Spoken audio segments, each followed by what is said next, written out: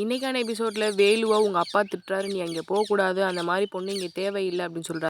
அதுக்கு வேலு, "சக்தி இல்லாத வேலு இல்ல" அப்படின்னு சொல்லிட்டு கிளம்புறான். அதுக்கு அவங்க அம்மா, "எல்லாத்துக்கும் காரணம் அவ தான்" அப்படின்னு சொல்லி அழுதுட்டு இருக்காங்க. வேலு இங்க வந்து கத்துறாரு, "சக்தி வெளியில வா" அப்படின்னு சொல்லும்போது எல்லாரும் குடும்பத்தோட வந்துடுறாங்க.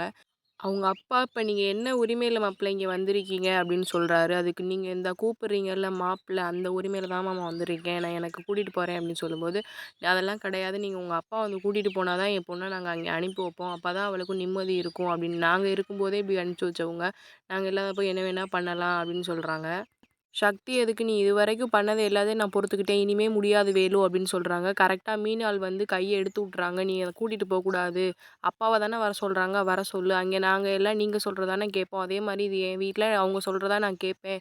நீ முதல்ல இங்கேருந்து கிளம்புனே. அப்பா கிட்ட நானும் இங்க வாழ்றேன் அப்படின்னு சொல்லு." அப்படி சொல்லி வேலு அனுப்பிச்சு வச்சுடுறாங்க. இந்த சைடு அவங்க அம்மா மீனாள பத்தி பெருமையா பேசுறாங்க. "என்னதான் இருந்தாலும் கோவக்காரியா இருந்தாலும் நம்ம வீடுன்னு வரும்போது அவ கரெக்ட்டா நடந்துக்கிறா இல்ல சக்தி" அப்படின்னு சொல்லிட்டு சீரியல முடிச்சிடுறாங்க.